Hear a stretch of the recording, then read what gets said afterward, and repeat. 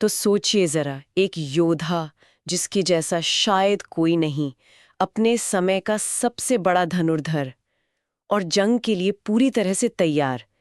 उसका रथ लड़ाई के मैदान के ठीक बीच में खड़ा है।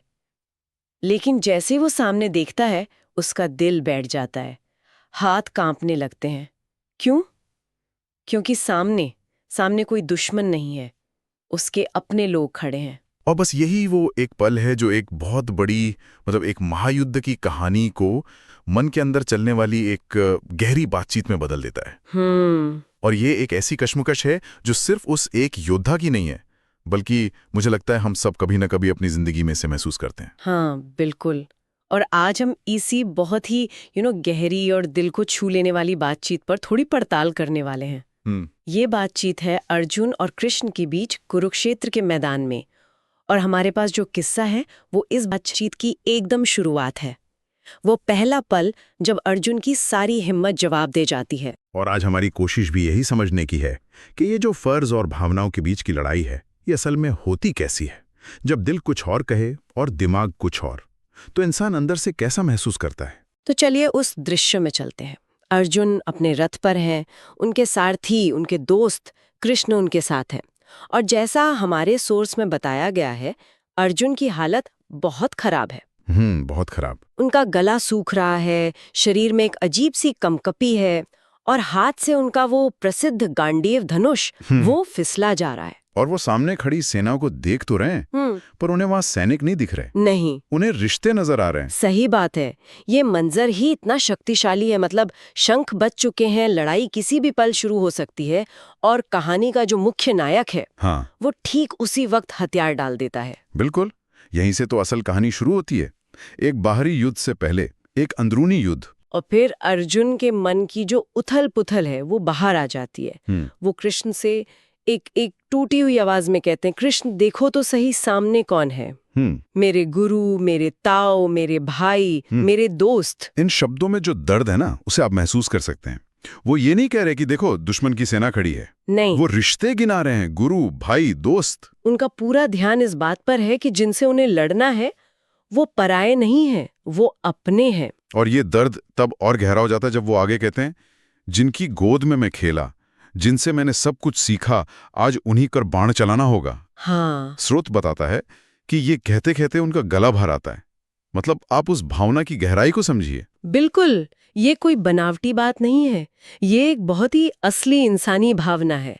कोई भी हो, कितना भी बहादुर क्यों न हो, इस एहसास से शायद बच नहीं सकता। सही। ये हमें याद दिलाता है कि अर्जुन कोई सुपर हीरो नहीं है।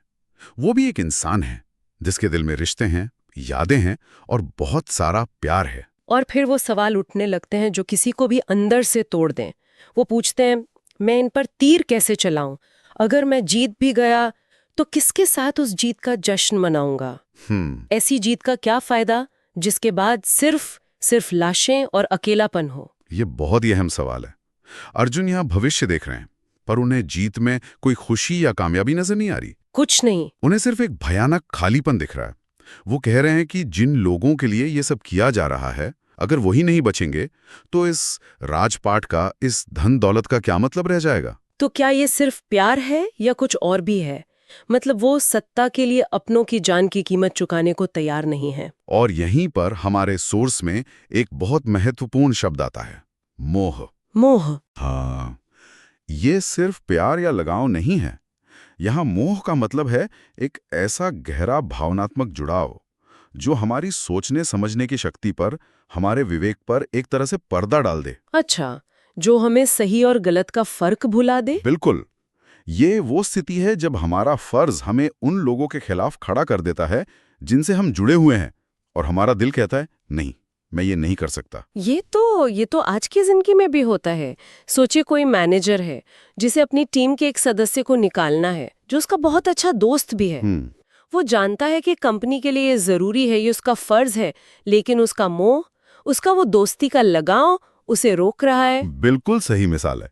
ये वही दुविधा है।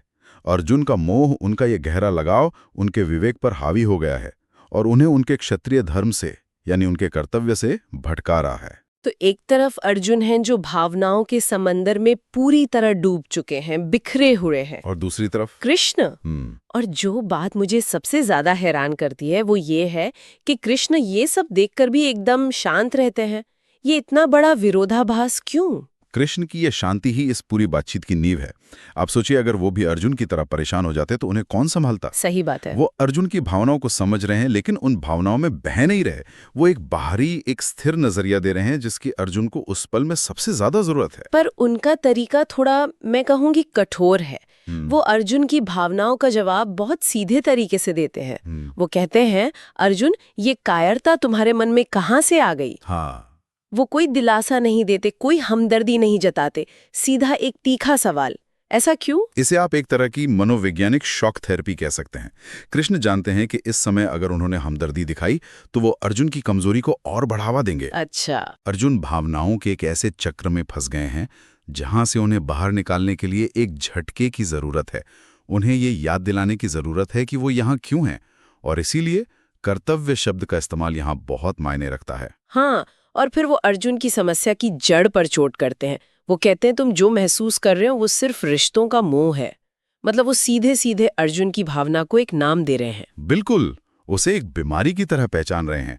और यहाँ कर्तव्य और मोह के बीच का फर्क समझना बहुत जरूरी हो जाता है।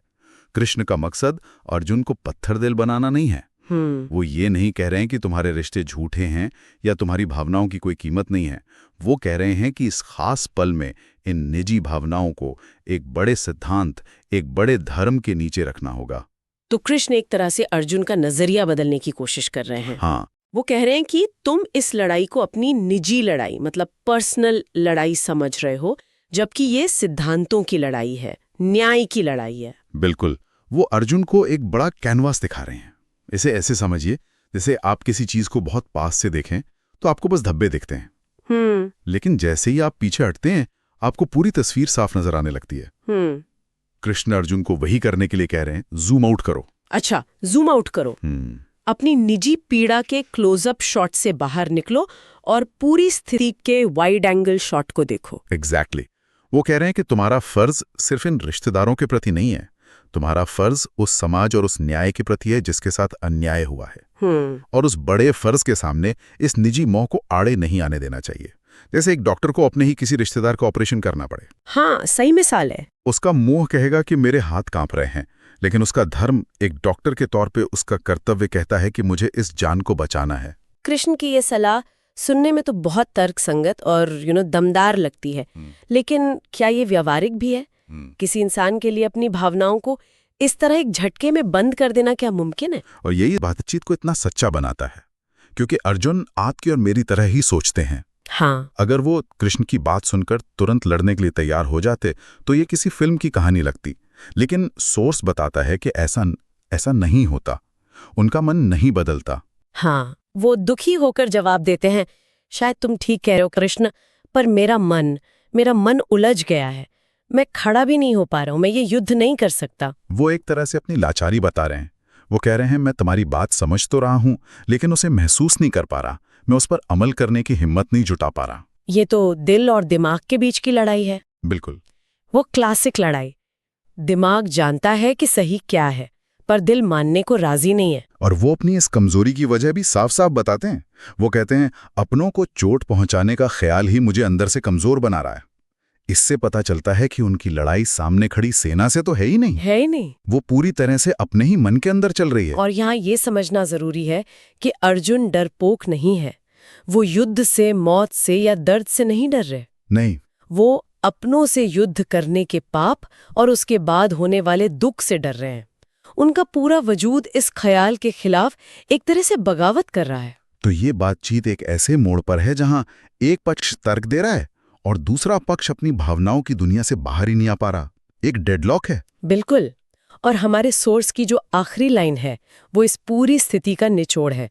उसमें लिखा है, ऐसा कहकर अर्जुन ने अपना धनुष बाण रथ में रख दिया और शोक में डूबकर बैठ गया। कृष्ण बस उसे देखते रहे।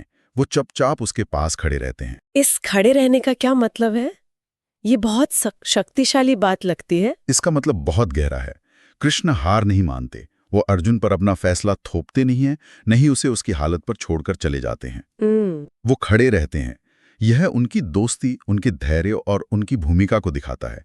वो एक गुरु की तरह, एक गाइड की तरह अर्जुन के साथ उस सबसे मुश्किल पल में खड़े हैं, उसे रास्ता दिखाने के लिए तैयार। तो ये बातचीत का अंत नहीं है? नहीं, बिल्कुल नहीं।